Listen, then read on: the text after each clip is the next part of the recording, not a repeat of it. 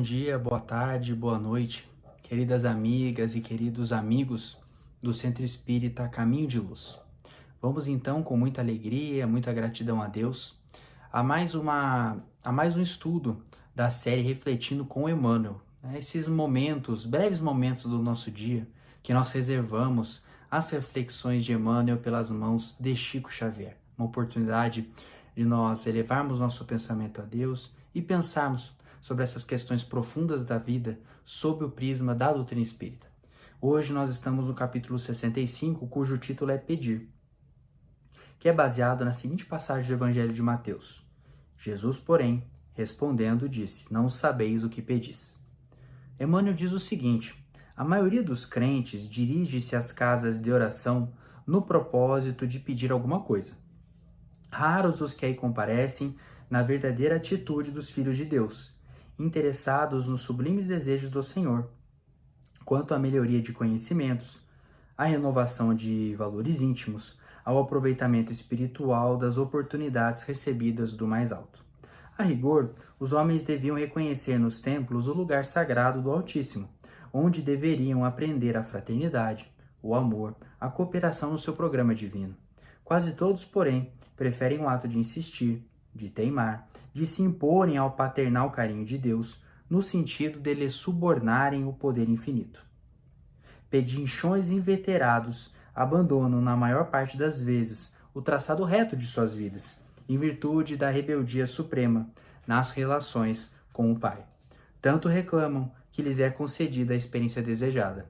Sobrevêm desastres, surgem as dores, em seguida aparece o tédio, que é sempre filho da incompreensão dos nossos deveres. Provocamos certas dádivas no caminho, adiantando-nos na solicitação da herança que nos cabe, exigindo prematuras concessões do Pai, à maneira do filho pródigo, mas o desencanto constitui-se em veneno da imprevidência e da irresponsabilidade. O tédio representará sempre o fruto amargo da precipitação, de quantos se atiram a patrimônios que lhes não competem. Tenhamos, pois, cuidado em pedir, porque acima de tudo devemos solicitar a compreensão da vontade de Jesus a nosso respeito. Pessoal, esse texto, mais uma vez, extremamente profundo de Emmanuel, ele nos enseja uma série de reflexões que vão muito além do seu título, do verbo pedir. Porque quando Emmanuel está dissertando sobre pedir, ele está nos dizendo, na verdade, sobre a nossa atitude perante Deus, a nossa atitude perante a doutrina espírita. Quando ele nos diz que pedimos errado, está dizendo, acima de tudo, que a nossa atitude para com Deus e a nossa atitude para com a casa espírita muitas vezes é equivocada. E por isso acabamos não conseguindo extrair da doutrina espírita as ferramentas que ela nos fornece e, acima de tudo, a finalidade maior, que é nos tornar pessoas melhores, nos auxiliar, nos amparar no nosso processo de reforma íntima, que é o objetivo da nossa encarnação aqui na Terra. Então vejam que quando o Emmanuel diz: raros são aqueles que comparecem a uma casa religiosa, no nosso caso a casa espírita, na verdadeira atitude dos filhos de Deus. Então veja, Emmanuel não está dizendo assim apenas do ato de pedir. Isso também é importante. É natural que a gente peça a Deus. É natural que nós não saibamos muitas vezes pedir. Mas a questão não é só pedir. A questão é, acima de tudo, o que o pedir revela da nossa atitude. O que nós pedimos a Deus revela o nosso estágio da nossa relação com Deus. Revela a natureza da nossa religiosidade. E a forma como eu peço revela a forma como eu me vejo na minha relação com Deus. Então, quando eu peço uma coisa imediata, quando eu peço de forma impaciente, quando eu peço algo que não me cabe, quando eu peço com um sentimento de rebeldia, de inconformismo, na verdade eu estou revelando que eu não estou ainda me colocando de forma apta para receber todas as bênçãos que a doutrina espírita pode me dar. Que eu não estou ali numa posição pronto a proceder à minha reforma íntima, a aprofundar a minha reforma íntima. Eu ainda estou entrando no beiral e não me coloquei em condições de ter essa conexão mais profunda, de comungar com Deus, de todas as benesses que Ele pode me conceder em termos de plenitude, de felicidade e, sobretudo, de capacidade de lidar com os desafios aqui na Terra, né? Então vejam, quando Emmanuel, inclusive, nos dá a senha, né? O que eu devo buscar na religião, na minha relação com Deus? Ele fala aqui no segundo parágrafo: melhoria de conhecimentos, renovação de valores íntimos, ao aproveitamento espiritual das oportunidades recebidas do mais alto. Então, toda vez que eu tenho a oportunidade de participar de uma atividade espírita, de participar do movimento espírita, seja numa exposição pública, assistindo a uma palestra, seja acessando um canal no YouTube de um centro espírita, seja num estudo sistematizado da doutrina espírita, eu tenho que ter essa postura, essa atitude que Emmanuel está me indicando, de buscar mais conhecimentos, buscar reformar os meus valores íntimos, renovar os meus valores íntimos e, acima de tudo, aproveitar aquela vivência, aproveitar aquela experiência, que é, ao fim e ao cabo, uma oportunidade que Deus está me dando de eu me transformar, de eu me propor novas condutas, novos comportamentos, rever determinados conceitos. Então aqui está a atitude perante Deus. E o que Emmanuel ainda avança para dizer o que eu devo fomentar na casa espírita? Aprender a fraternidade, o amor, a cooperação no seu programa divino. Então vejam, eu tenho aqui diretrizes que Emmanuel me diz que não dizem apenas com a minha oração em si, o meu ato de pedir, mas a minha atitude. O que eu busco na casa espírita? Essa é a reflexão principal dessa lição.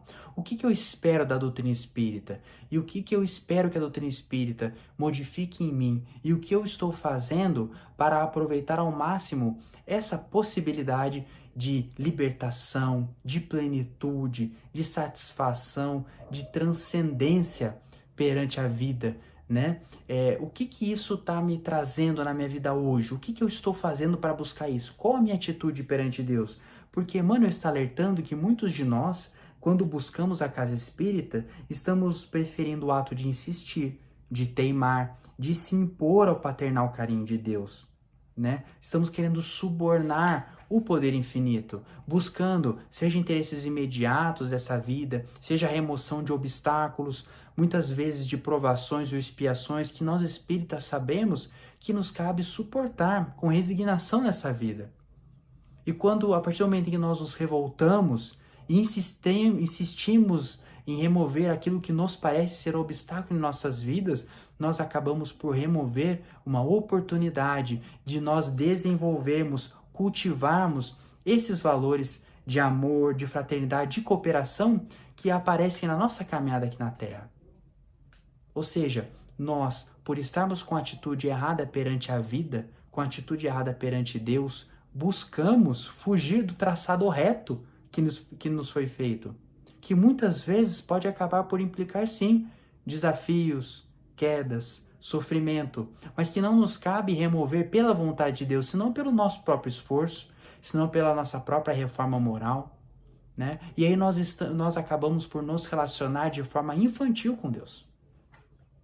Nós nos relacionamos de forma superficial com Deus, como nós fazemos há séculos, nas nossas compreensões equivocadas, que hoje, com a chave da doutrina espírita, nós temos a oportunidade de revisitar e corrigir, de retificar. E aí Emmanuel vai caminhar após dizer o que nós devemos pedir, qual é a atitude que nós devemos cultivar para com Deus. Emmanuel continua para dizer o que acontece quando nós recebemos aquilo que queremos, mas para o que nós não estamos preparados. E ele diz que uma das grandes questões que surgem é o tédio. E olha que definição interessante que ele coloca do tédio, né? Olha, o tédio é sempre filho da incompreensão dos nossos deveres. E vejam que reflexão interessante que ele nos abre aqui. Muitas vezes nós nos sentimos entediados, estacionados na nossa vida e parece que tudo está errado, né? E às vezes a gente acaba colocando a responsabilidade por esse tédio, ou nós acabamos por investir nossas energias em atividades mundanas, imediatas, materiais, que nos fazem sofrer mais e que não resolvem o vazio da nossa vida, ou nós acabamos por colocar a culpa nos outros e afundar ainda mais nesse sentimento de tédio, de inutilidade. E Emmanuel nos convida aqui a uma autorreflexão. E nós precisamos ver se o tédio que às vezes nós não sentimos em determinados momentos da nossa vida não significa, na verdade, uma incapacidade nossa de compreender o que nos cabe, compreender o nosso dever. Às vezes a gente acha, poxa, estou aqui com vazio, eu não estou sabendo o que fazer, eu estou com muitas horas inúteis. E na verdade, talvez o trabalho esteja ao nosso lado. A oportunidade de nos movimentar, de nos tornarmos mais ativos na seara de Jesus está à nossa frente. E nós, por não compreendermos o nosso dever, não compreendermos o que nos cabe, acabamos por deixar passar essa oportunidade. E às vezes nós recebemos aquilo que nós pedimos de Deus. E nesse exato momento nós caímos, porque nós não nos colocamos, não nos preparamos para receber aquilo. Porque quando Emmanuel fala numa atitude perante Deus, é uma atitude perante a vida. E se eu não me coloco numa posição de reformar os meus valores íntimos, de me corrigir, de me transformar, de conter as minhas más inclinações, não importa o que eu receba de benesse de Deus, eu estarei fadado ao fracasso. Porque eu não procedi à minha própria higienização. Eu não dei o meu primeiro passo para mudar. E não importa o que eu receba, porque tudo aquilo que eu receber vai passar pelo filtro da minha consciência. A minha consciência não está com a capacidade de visualizar os desafios da vida e as oportunidades que Deus me concede. E é por isso que Emmanuel arremata: o tédio representará sempre o fruto amargo da precipitação de quantos se atiram a patrimônios que lhes não competem. Então, quando nós pedimos a Deus, essa atitude perante Deus, ela tem que ser muito bem pensada.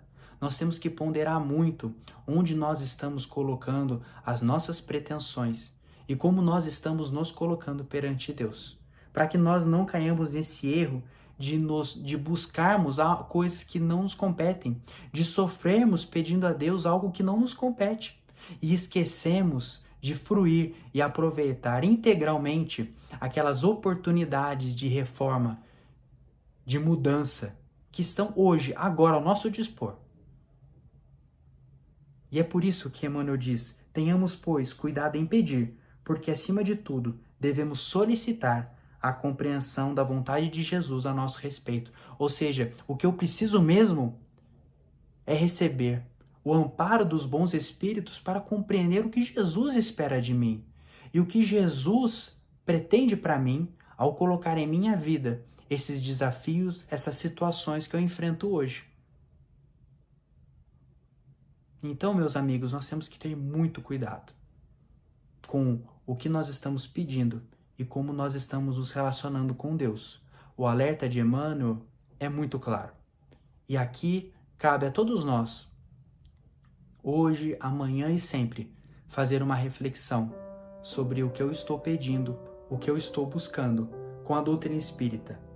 E se eu estou me colocando na sintonia mental para receber plenamente as várias benesses que a doutrina dos espíritos pode nos fornecer. E todo o amparo e todo o consolo que advém da crença absoluta na imortalidade da alma e na reencarnação. Tá bom, meus amigos? Eu desejo que vocês possam fazer boas reflexões com esse material, releiam o texto e aproveitem muito colocando em prática amanhã mesmo, refletindo sobre as inúmeras oportunidades que teremos de fazer o bem, de cultivar a fraternidade com o próximo e de cumprirmos a exatidão todos os deveres que nos competem, não importa qual seja a nossa função, o nosso ofício, não importa a nossa posição em nossas famílias. Sempre Deus colocará ao nosso alcance a possibilidade de nos reformarmos e de fazermos o bem. Que a paz do nosso querido Mestre e amigo Jesus esteja conosco, agora e sempre.